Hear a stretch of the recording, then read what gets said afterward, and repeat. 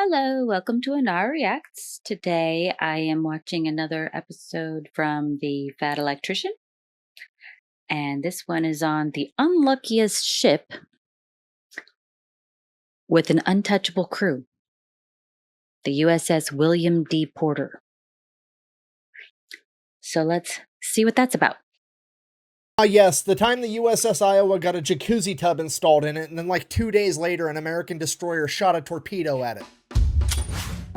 And today we're talking about the ship that shot that torpedo. Ladies and gentlemen, the unluckiest ship in U.S. naval history, the USS William D. Porter, unaffectionately nicknamed the Willy D. But first, a word from our sponsor, because this video is brought to you by me in a Quack Bang print Hawaiian shirt, because we have a bunch of new merch over at the merch store, and I just started a Patreon where I'm going to be posting all the deleted scenes from these videos and a bunch of other behind the scenes content. So if you wanted to check that out, it's all over at thefatelectrician.com. Head there after the video, which we're going to get back to right now. All right, important background info. The Willy D is a Fletcher-class destroyer. If you don't know, right after the attack on Pearl Harbor, America decided, hey, we need a bunch of more naval power if we want to fight this war. So they basically had two options of how to go about that. Option A, they could do what the Germans and the Japanese were doing by creating a couple of warships that were like really, really good, supposedly. You know, like they're going to have a bunch of armor and a bunch of firepower, and they're going to be unstoppable and huge and blah, blah, blah, blah, blah. Or option B, they could go with the tried and true American strategy of accuracy by volume. You can have one really big, really powerful warship, or you can have a shit ton of pretty good warships and just overwhelm the enemy with sheer numbers, okay?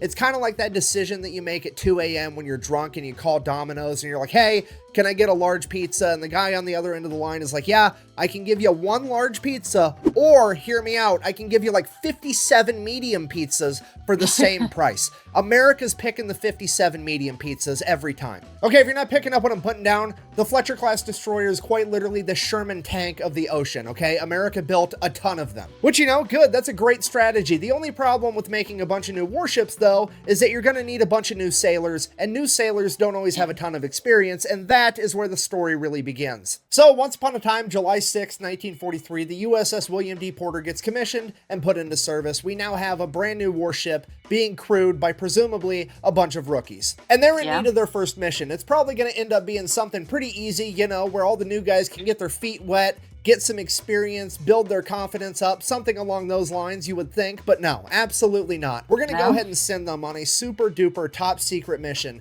where they are going to help escort the USS Iowa across the Atlantic Ocean to North Africa. You know, the same Atlantic Ocean that in 1943 was infested with German U-boats that were sinking hundreds of ships. And just to be clear, this mission is so secretive that nobody even involved in the mission knows what's going on until it's already happening. This is like the Snoop Dogg or Willie Nelson of secret missions, okay? This is the highest level of secrecy that you can achieve. Why is it so secretive? Because on the USS Iowa is going to be FDR, the president, his entire Joint Chiefs of Staff, and the Secretary of State. And they're all going over there so they can attend the Cairo and Tehran conferences where they're going to meet Stalin, Winston Churchill, Chiang Kai-shek, all the leaders of the different countries that are going to fight the Axis powers. And my favorite factoid of this entire mission is that the crew of the USS Iowa had no idea that they were going to be escorting the president, but at the same time, they had to make certain accommodations for the president before he showed up, including installing a jacuzzi tub in his quarters. So for a period of time, there was a bunch of new sailors looking around like, why the fuck are we getting a jacuzzi tub installed on our battleship? This is awesome. Yeah. And then like a week later, FDR shows up and the whole crew's like, oh, well, this makes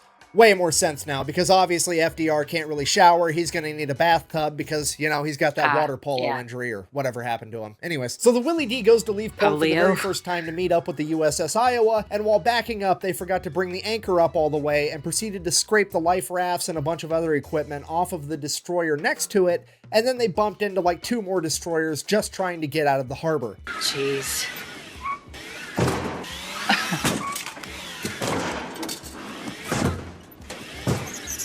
So they set out on this super secret mission escorting the president across the Atlantic. It's the USS Iowa being escorted by 3 destroyers, including the Willy D, and 2 escort carriers. Now, while they're traveling, they have to have complete silence to be as quiet as possible to not get detected by U-boats, and that includes not using the radio. Absolute radio silence You have to communicate using signal lamps instead. So fast forward, we're like 24 hours into this 8-day-long mission. Wouldn't they still be able to hear the engine? Then suddenly they hit a rough patch of ocean, and the Willy D apparently didn't strap down all of their depth charges, and one of them just rolls off the ship into the water and fucking explodes. Gosh.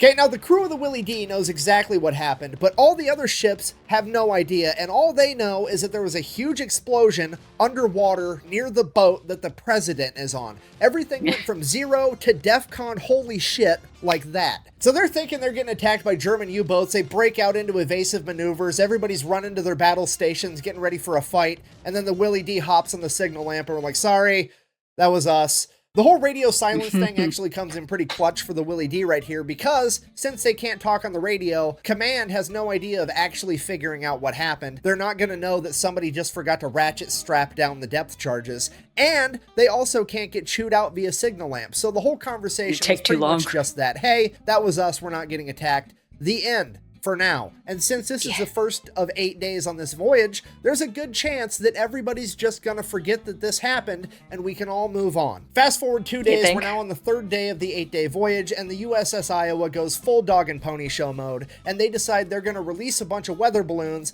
to be able to shoot their anti-aircraft guns at to show off for the president. So they get all these weather balloons up in the air, and then they proceed to let them float all the way across the continental United States from Montana to the coast of South Carolina before they shoot them down with an F-22 Raptor. Wait, that's the fucking wrong story. What? Sorry, so the USS Iowa opens fire with their anti-aircraft guns. They're taking out all these weather balloons. FDR's super impressed, but then there's a huge gust of wind, and it blows a bunch of these weather balloons out of range and over towards the Willy D. At this point, the Willy D is like, oh shit, this is our chance to redeem ourselves. Quick, man those anti-aircraft guns. We got to take out these balloons. And that's exactly what they do. They start absolutely destroying these balloons. They popped every single one of them. They did a terrific job. So they pop all these balloons. The crew of the Willy D is just amped. They've totally redeemed themselves. Everybody's going to forget about that depth charge thing now. This is the best day ever. So the commander decides, not wanting to lose all of his crew's motivation, they're also going to do some torpedo drills. Keep boosting up their morale, you know? So when you do a torpedo drill, you send the torpedo guy down and he takes the primers out of the torpedoes in the torpedo tube so that when you fire the torpedo for the drill, it doesn't I thought they weren't even allowed to use the radios. So the chief torpedo officer goes down, takes all the primers out of the torpedoes, gives a thumbs up that they're good to proceed with the exercise. The commander of the Willy D then picks a target. Now, bear in mind, he's trying to improve his men's confidence and morale, and what are you gonna do if you want them to score a hit? You're gonna aim for the biggest target, right? Give them the biggest opportunity to succeed that you can give them. So they aim at the USS Iowa, you know, the ship with the president on it. So the crew takes aim with the torpedo tubes. Commander gives the order, fire torpedo number 1. Click, torpedo stays in the tube, nothing happens. They wait a few minutes, they're like, oh hey, we scored an imaginary direct hit. Good for us, terrific. Commander gives the order again, fire torpedo number 2. Click, nothing happens, wait a few minutes. Oh hey, we scored another direct hit. Commander gives the order, fire torpedo number 3. Chief torpedo officer, fire fucking what now? The Willy D has now just fired a live torpedo at the President of the United States, and they have anywhere between 3 and 5 minutes before that thing hits the USS Iowa. What do you do? Obviously, you radio over to the Iowa and say, you need to move right now. But we can't do that because we're under orders to maintain radio silence, remember? And if we break radio silence, some German U-boat might come out of nowhere and shoot a torpedo at the President. So they decide they're not going to use the radio, which is like not calling the fire department when your house is on fire because they're gonna show up and get shit wet. Like, sometimes you just have to fight fuck-ups with fuck-ups, okay? But whatever. So they decide they're not going to use a radio. They're going to use a signal lamp instead. So this poor, what I presume to be an 18-year-old kid that was probably in high school 6 months ago, climbs up on this signal lamp, probably having the worst panic attack of his entire life, knowing full well that if he messes this up, he very well may be partially responsible for killing the longest sitting president, both literally and figuratively, in American history. And the panic attack is starting to get the best of him, because he's up there like, 1 if by land, 2 if by sea. How many fucking lanterns do I have to hang to signal, don't move, there's a torpedo coming at you? So the commander of the Willy D tells this kid, signal the Iowa, tell him there's a torpedo coming towards you. The kid sends a signal, the Iowa gets a signal, and it reads as, and I quote, There's a torpedo moving away from you. So now the Iowa's super confused. They signal back. They're like, what? So the commander of the Willy D tells this kid, fuck it, just signal the Iowa, tell him to back up. Kid sends a signal, the Iowa gets it, and it reads, and I quote, "We're backing up," meaning the Willy D is backing up. So the Iowa's sitting there like, there's a torpedo moving away from us, and the Willy D is backing up. I think they're getting attacked by a submarine right now. So they signal back, "Where's the submarine?" After hearing this, the commander of the Willy D finally comes to the realization that he would rather be the guy that broke radio silence than be the guy that killed the president of the United States. So he picks up the radio and calls over to the Iowa. He says something along the lines of Lion, which is the Iowa's code name. "Emergency, torpedo in the water, turn right." The Iowa doesn't know who's talking to him, so they're like, "Say again, who is this?" And he's like, "It's the commander of the Willy D, fucking turn right or you're gonna get hit by a torpedo." So they bank right. At this point, all hell breaks loose on the USS Iowa because there's a torpedo coming towards them and they have the president on board. Everybody's running around like chickens with their heads cut off. At this point, FDR decides he's going to be a complete gangster, just straight up hold my blanket, orders his secret security guys to wheel him up to the railing because he wants to make eye contact with this torpedo as it shoots the USS Iowa. And in his own diary later on, he would go on to write about how he personally saw that torpedo miss by only 1,000 feet. So the torpedo missed, the crisis is averted, but the only problem is now Willy D is the only ship that knows what actually happened, and all the other ships are still looking for a submarine that attacked the USS Iowa. So the Willy D has to radio over and is like, yeah, that was us. Sorry. At which point, the USS Iowa takes all 3 of her turrets, 9 16-inch guns, and turns them and points them at the Willy D. The Willy D is then ordered to leave the group, sail back to Bermuda by themselves, where they're going to get investigated because they just tried to kill the president. And what happened next is kind of debated. One story goes that the Marine Corps boarded the Willy D and arrested the entire crew, making it the first and only time in U.S. naval history that an entire crew got arrested. Some people think that that didn't happen because it wasn't in the Willy D's official war diary, but you also have to remember that this was already a super secret mission, and this was fucking embarrassing.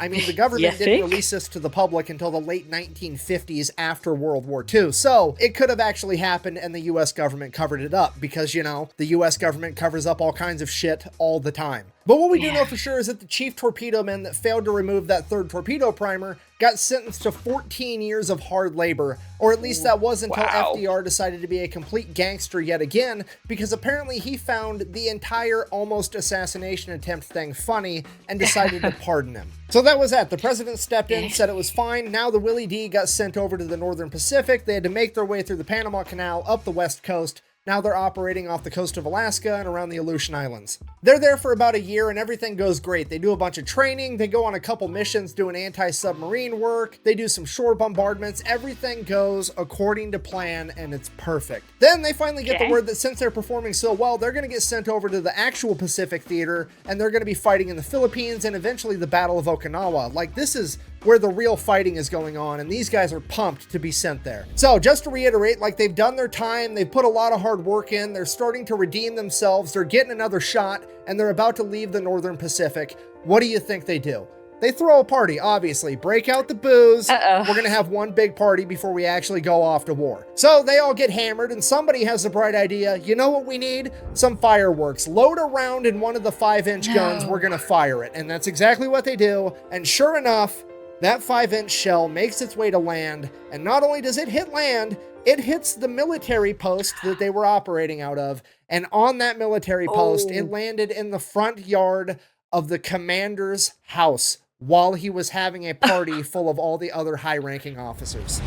But this is also another event that wasn't documented in the official war diary, so it clearly could not have happened. But, okay, I've said this once and I'll say it again. Just because something is not in the official log doesn't mean that it didn't happen. Embarrassing. Anybody that's been in the military or worked a blue-collar job knows that whenever anything goes wrong, the first thing you do is look at the highest-ranking person there and say, can we fix this without having to tell the boss? And that's exactly what happens 100% of the time. And in this particular case, the commander that had a shell land in his front yard had 2 choices. He could A, pull their orders to go to the Pacific so that he could launch an investigation and try to get people in trouble. That's going to take 2 years of his time and cause him a huge Really? headache and a That bunch long? of paperwork. Or he can just sweep it under the rug, pretend it didn't happen. Those guys already have orders to leave like this week, and they're just not going to be Get his away from problem me. anymore. What would you do in that situation? So the whole shooting a 5-inch naval gun into the commander's front yard deal gets swept under the rug, and the Willy D gets sent off to the Philippines to fight in the war. And unfortunately for the crew of the Willy D, absolutely no one has forgotten the fact that they shot a torpedo at the president, because every time the Willy D gets anywhere near another US ship, they radio over and say, "Don't shoot,